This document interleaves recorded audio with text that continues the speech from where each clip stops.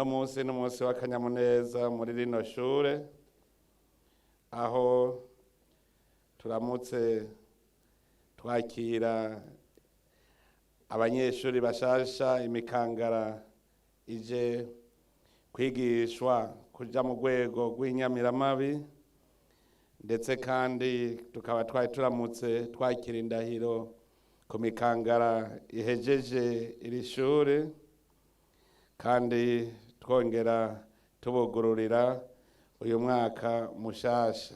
Turabashimiye rero kubona mwaradutumiye muri uru rubanza. Dushimire na mwebwe mwitavye ibi bikorwa, eka n'uwo wese yagize ico akora kugira ngo tube turi muri ibi birori uyu munsi.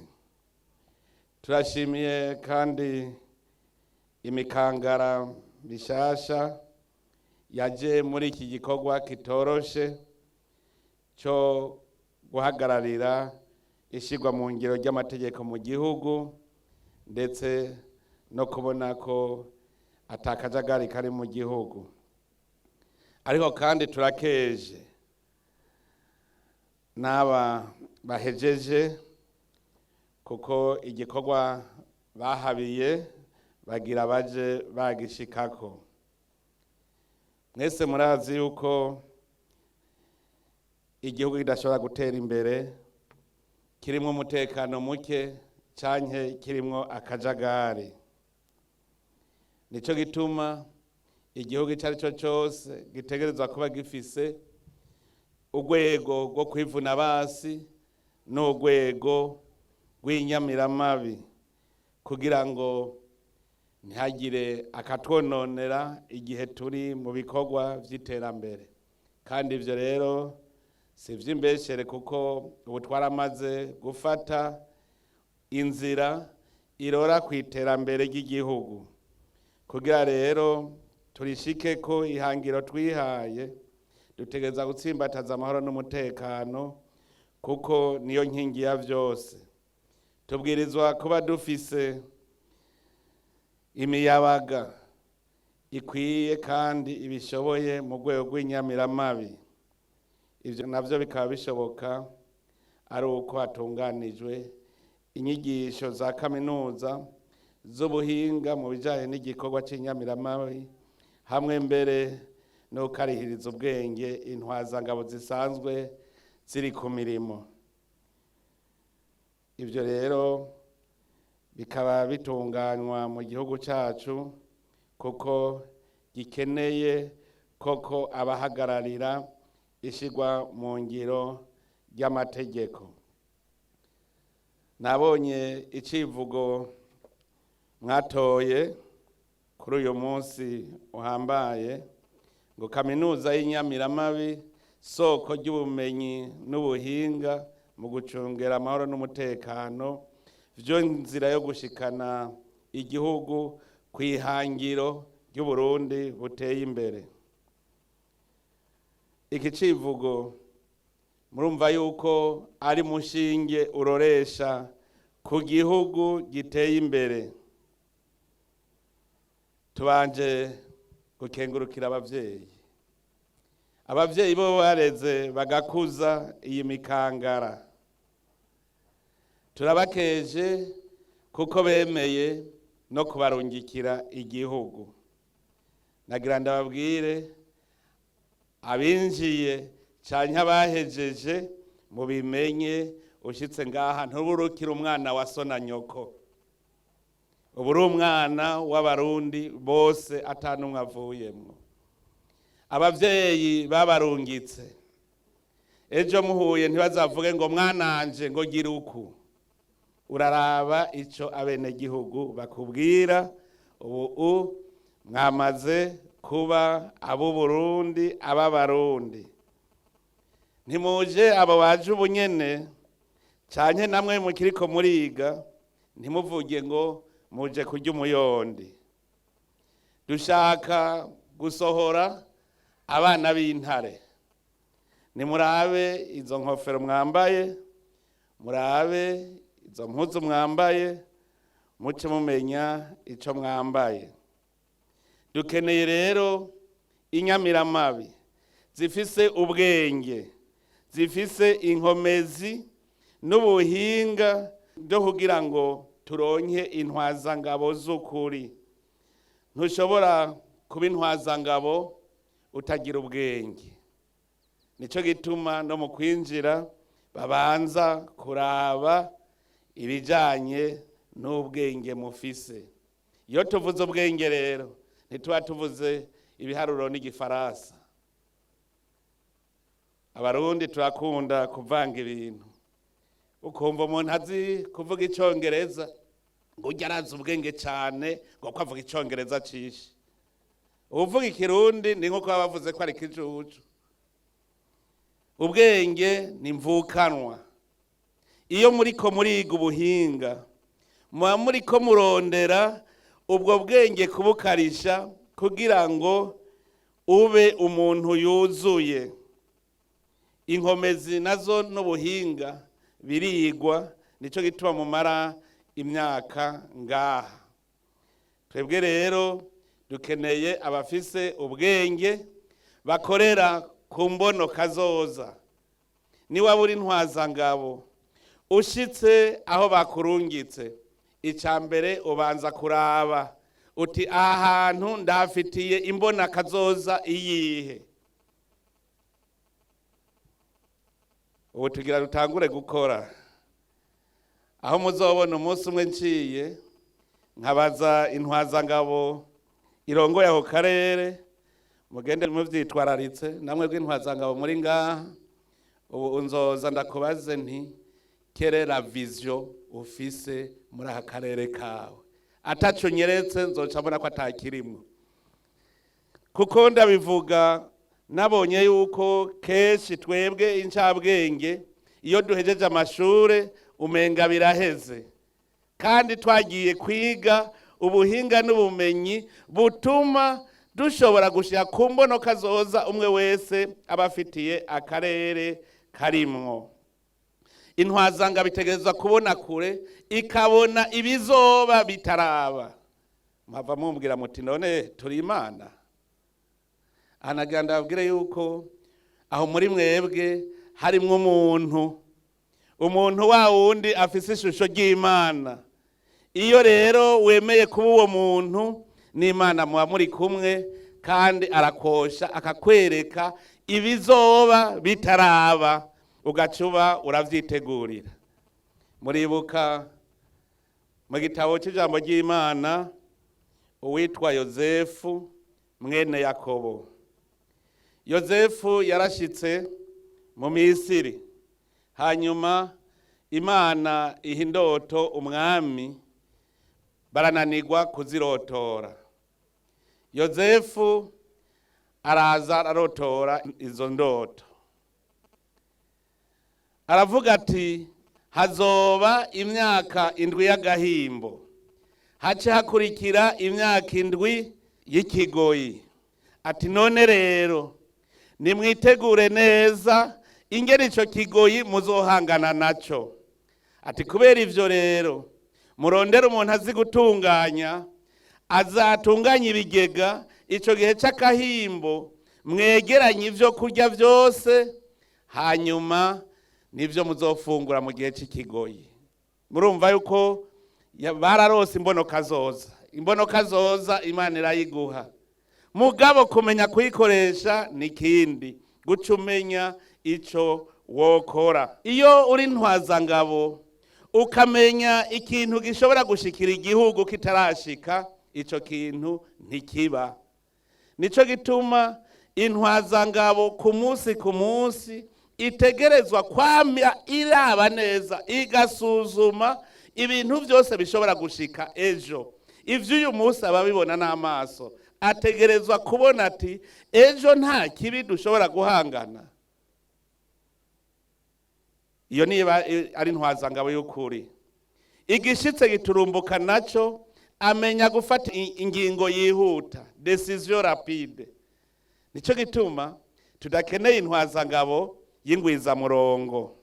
Tegura mwame muri ko murarondera ukuri, situation objective, kuko mu gifaransa ndabivuze niho mwovyumva neza, un officier qui ignore la situation objective est voué à l'échec.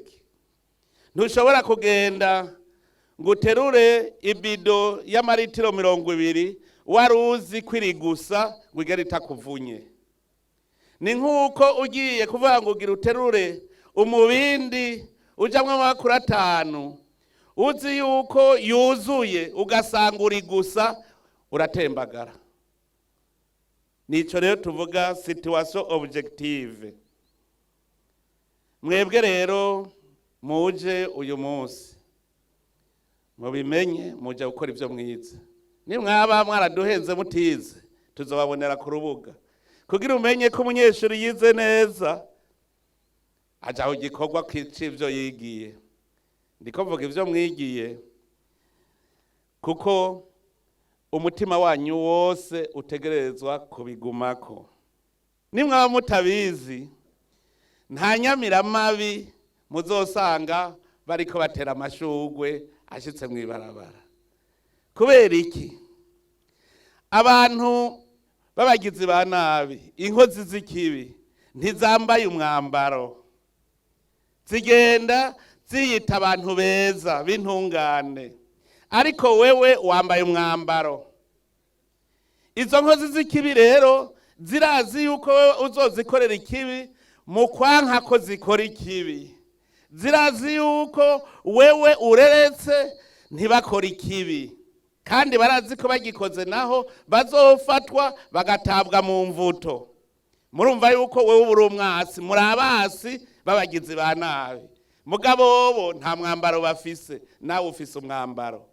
Kubera yateguye gukora ikibi, aca barategura no ku rubuga, azokwama ariko aragutyoza, yama ariko aragucafuza aho uca hose, ngo bajya abapolisi ni babi, ngo nitwama tubabwira. Ngo rugamba ndaruvuga kuko narugwanye bariko baragiriza igipolisi inabi. Ico gihe rero barakugwanya. Naho rero bazogira propaganda bakabwira abantu bose kuri mubi. Ntimwibuka izina bahora babita bakibona abapolisi ubwa mbere. Ntimwibuka PNB bavuga no kuvuga iki? Ngo police naturellement. Bijya byari gusa mwibaza. Bari bahejeje kubona ko habonetse urwego rutazokorohereza na gatoyi inkozi z'ikibi. Zica zitangura kugira kampanye kugira bene gihugu bose babone ko muri babi, kugira nibakora ikibi mubafashe bacava ngo ntitwari twababwiye. Ngo ntitwari twababwiye ngo raba nkuko mengana intungane. Hajya rero baba ariko baca inkokora naho babahori ivyo nyene babahora ni mukora ivyo nyene. Mukora ivyo nyene. Nico gituma umupolisi abanza kumenya ico ajejwe. Mwebwe murabajejwe kubahiriza ikurikizwa ry'amategeko mu gihugu. Inyamiramabi niwe wa mbere ategerezwa kwerekana akarorero kukunda igihugu. Kubera umuntu akunda igihugu n'umuntu atigera aja kubiri n'amategeko y'igihugu, kuko amategeko y'igihugu ni nk'akarimbi. Abo rero bashaka kudakurikiza amategeko n'abantu baba bikunda badakunda igihugu. Kandi muze murabitegera. Umwe wese ashaka kurenga karimbi, nico gituma hari amategeko. Nico gituma haba amategeko. Kuko umwe wese ashaka kurenga karimbi. Ayo mategeko rero niko karimbi. Kuko ibwirizwa shingiro rirabivuga neza. Mu ngingo ya 2. Ngo agataka ku Burundi ntikagabugwa, ntigatangwa, ntikagurishwa. Nimwumve rero habamwo babandi umwe wese yashaka yuko yogize icibare gwiwe yikebera. Hatabonetse serugo ntakoshoboka. Serugo mwumva arinde. Serugo niyo ntwazangabo, niyo nyamiramabi, nuwo ajejwe intwaro, nuwo ajejwe kwivuna abasi.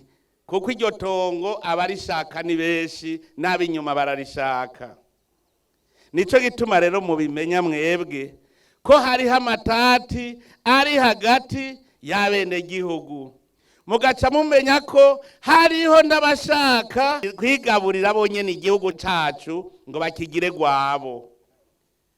None nindajejwe kurereka, ni mwebwe abahagarariye amategeko, mwebwe mujejwe kuraba ko umuntu wese ari mu Burundi yidegemvya kugira ngo ashobore gukora ibiteza imbere ubuzima bwiwe. Tuvuga tuti dushaka kuba mu Burundi wese atunganirwa mu vyiwe no mu biwe. Umuntu rero ashaka kononera uwundi muntu ni umwasi w'igihugu, kandi nawe nyene aho usanga mugendana mutamuzi. Ndiko ndabibabwira kubera mutegereza kuba abantu mubonesha ngira ngo amaso nka 8. Hariho abakunda kuvuga ngo siziye mesasi. Utegereza kugumubona abo bantu mugendana, ugira amaso 8 yo kuraba ko atabononera uwundi. Mwebwe mujejwe gukingira itunga rusangi. Iryo tunga rusangi mwebwe mumenye ko hariho abashaka ko riba itunga ryabo. Murambona abantu biba itunga rya leta, mufise brigade yo kugwanya abanyonora itunga ry'igihugu n'abagibiturire. Hariho abantu bigarurira amatongo y'igihugu kandi ari itunga rusangi, mujejwe kubibankira.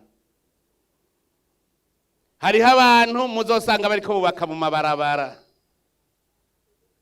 Biratangaje, je nca niyumvira ko atanyamirama bizihari, usanze umuntu ariko yubaka mw'ibarabara. Caye umuntu yafashe ahantu twari twategekanije ko abarundi bose bahahurira, ugaca usanga uwundi yahubatse ca yahigaruriye, inyamiramabi ziba zazimiye. Nico gituma muteza kwama muri kanuye. Mwebwe mujejwe gukurikirana ko vyose biri ku rutonde, mugwanya akajagari. Kugwanya akajagari rero ni igikorwa gikomeye ca misi yose. Uriko kugwanya akajagari kirazira kuba umunyakajagari nawe. Hariho mbere n'aborohereza bakajagari mu mabarabara akajagari karaba, inyamiramabi ariho ziri, ndetse hariho n'inyamiramabi zigenda kurya ibiturire. Mbere ngaha nagira mbonereho kubakebura, mwazagabo muri ngaha cyane cyane mukorera mu gisagara ca Bujumbura, ku munsi wa gatanu no kuwa gatandatu no kuwa Mungu hageze 3 y'ijoro, hajya ku ntahangwa yaba yepfo yaba ya ruguru, 3 igeze haba hageze ko bagenya. Bitwaza ngo bariko baraba imboregwa ngo ntizigonga abandi, mugabo ariko barondera amahera gusa. Imboregwa irabandanya ikigira kuko itanze amahera. Jewe nanje nzokwigira imboregwa ngende bafate ndayatange, mugana bazobafasha. Nta yindi nzira mbona ihari. Intwazaga bibitwara ko karere nzoca ndayihamagara ndayibaze nizo bihanirwa, kuko nta musoda bamubi intwazagabo niyo mbi. Vyerekana yuko batabona uri hejuru yabo ariko arabacungera. Kubona tushaka kugwanya akajagari, imiduga ntigongane, ukazobona uwundi ati ndatomboye ko ndose waborewe, nampa amahera agende kugonga abandi mu nyuma. Niko mwamubivuze. Rero ndabagabishije cyane cyane mwebwe ntwazangabo mwamucungera ako karere abo bariko bakoreramwo. Akajagari gategerezwa kuva mu gihugu. Muramaze kubona iyo amasoko ahiye, muza kuzimya mukabura aho muca. None baba bubatse muri rirya barabara ryo mw'isoko muri hehe? Nukubera urya yahubatse aba yapfumbatishije umuntu. Mumenye yuko aba bajejwe intwaro n'abasivile ibi mumaze iminsi muriko muriga muri iri shure ntavyo bize, kwiga kurinda ntavyo bize. Babapfumbatishije mwebwe nimwanye muvuge muti jewe njejwe kurwanya akajagari, ejo iyi soko irashobora kugira isanganya, none kizimyamoto izoca hehe?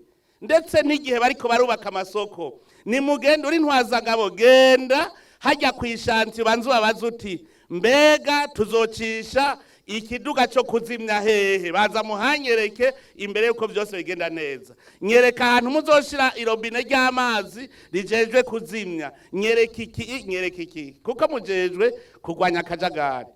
Isoko ihiye murabona uruhombo igihugu kiba kigize.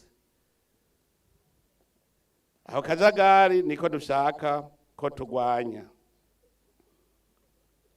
Rero abanyakajagari bariho, kuko hariho abantu iminsi yose bakamira mu nduru. Abo bose nta mwambaro bambaye, nico gituma mwebwe mufise umwambaro kugira babatandukanye n'abandi. Nashaka kubahanura ko mwomera nk'intare. Intare aho ikomereye ni mu nyifato yayo. Intare sico gikoko ca mbere kinini kw'isi. Intare sico gikoko ca mbere gifise inguvu mw'isi.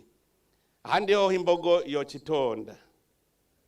Mugabo none ni kubera iki intare ari umwami w'ishamba? No kubera inyifato. Ahantu hari intare ntagwamo, habituze, habimpore. Intare ntifata ibintu minenegwe. Hagize ikindi gikoko cabira muri segitere yacu, ikiraba icarico. Ntifata ibintu minenegwe. Mu kuba ahantu ibanza ukizura, ikagira n'akarimbiti jengarukiriza ngaha. Nawe uri ntwazangabo, ushitse muri segitere banza uyizunguruke yose uyibone. Mwebwe rero Nyamiramabi murabona ibintu babahaye. Mufise ibikoresho, ivyo bikoresho ni ivy'igihugu. Ni mwebwe mwenyene mufise gukura inguvu abigize ahagarama ruganda. Nico gituma ico gikoresho mufise mumenya icarico. Uwo mwambaro mwambaye mumenye uwariwo. Nico gituma dushaka ko hasohoka Inyamiramabi n'uyibonye ajugumira. Abavuga ngo baje kwiga ibiharuro n'igifaransa, banza mumenye kugira ubuhinga, mugira inkomezi. Ubabonye abona ati hajya ahantu uzaho kwinjira rujya rugo rurugaye. N'abahejeje bibaye ngombwa mubasubiremwo, kuko hariho abifitinisha, hariho abafise abavyeyi bahamagara mwebwe bigisha ngaha mw'ishure, bahamagara bajya ariko bigisha muri seyi, ngo wompa umwana wanje tukavugana. Nababwiye uje ngaha si umwana wa nyina na se, uri umwana w'umurundi wese.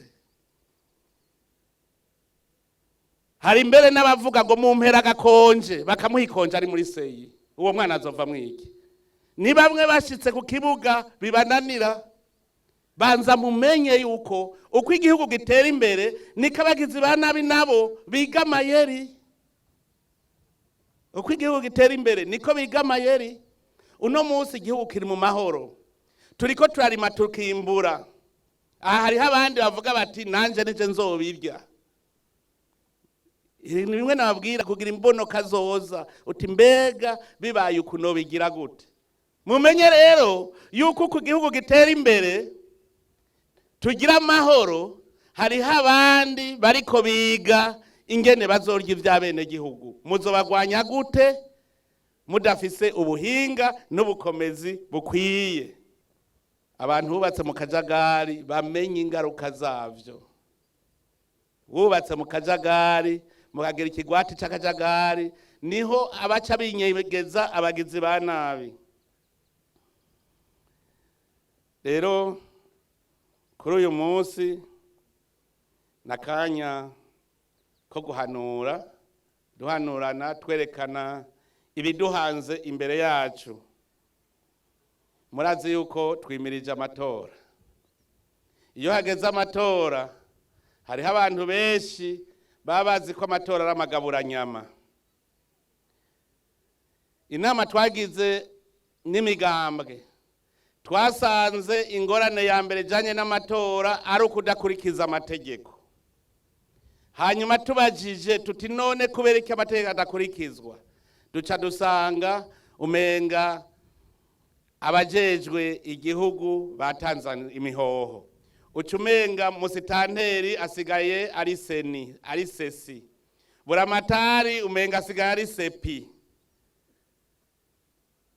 Ico gihe rero murumva abajejwe intwaro n'abajejwe umutekano ya mategeko y'igihugu baca bayibagira. Ubutovya amatora abatobeye igihugu, abatobeye abenegihugu, abahonyanza amategeko y'igihugu. Nico gituma ategerezwa guhanwa n'amategeko y'igihugu. Twasanze mu matora igituma ndababwira no kugira ngo mwebwe mujejwe guhagararira ishirwa mu ngiro ry'amategeko muvyumve, aho bukera ntihajya abazobacamwo. Amatora abanyepolitike bayafashe nk'uko umenga n'umukino usanzwe, umenga ni kujya kwa shampiyona y'imikino y'amaboko canke y'amaguru. Muri iyo mikino abakinyi barashobora kuja inama bakavuga bati kugira dutsinde tuvune ujya mukinyi ni waza kudutsinda tumuvune, bagaha na mission ujejwe kumuvuna akamubundabundira akamuvuna ukuguru. Igihano aronka ni ikarata y'umuhondo gusa canke itukura.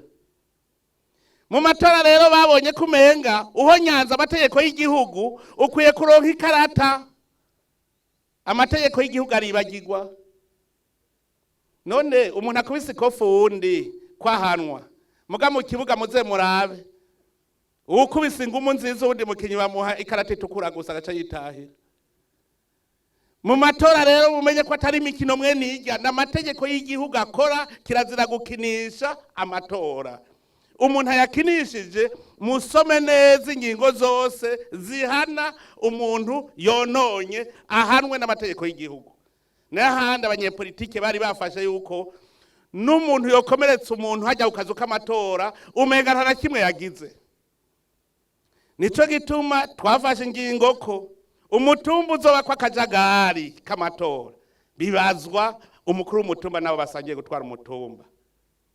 No kuvuga bibazwa nde? Inyamiramabi zikoreraho kuri uwo mutumba, kuko ntaco zakoze kugira ntihaba kajagari, kugira ngo amategeko yubahirizwe. Tuze turaraba ibihe tugezemwo. Nico gituma mwomenya ingene mwigenza muri ico gihe, kuko mwamuhagaririye amategeko kandi abanyepolitike bobo imitwe bayashushe.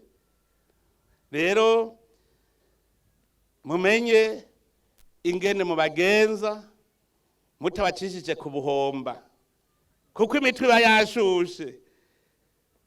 Bagumana nabo kugira ngo ntihagire ivyo bonona, kuba imitwe iba yashushe hageze amatora. Mumenye kudakoresha ngo ngurumva ngo je ngo wambonye ngo ndakomeye. Mureke gukoresha igikenye, koresha murafise igufuri rikomeye cyane muhabwa n'amategeko. Je ko bwanje iyo mbonye umusivile akoze ku muntu yambaye umwambaro w'igihugu numva ikindi kintu. Niba ushaka kuja kugwana mu nda n'abavyara bawe gukina na bene wanyu, gendo banze usaba agakonje naho koba kisaha wambara umwambaro w'igisivile ugende mutembagarane aho tuzokureka.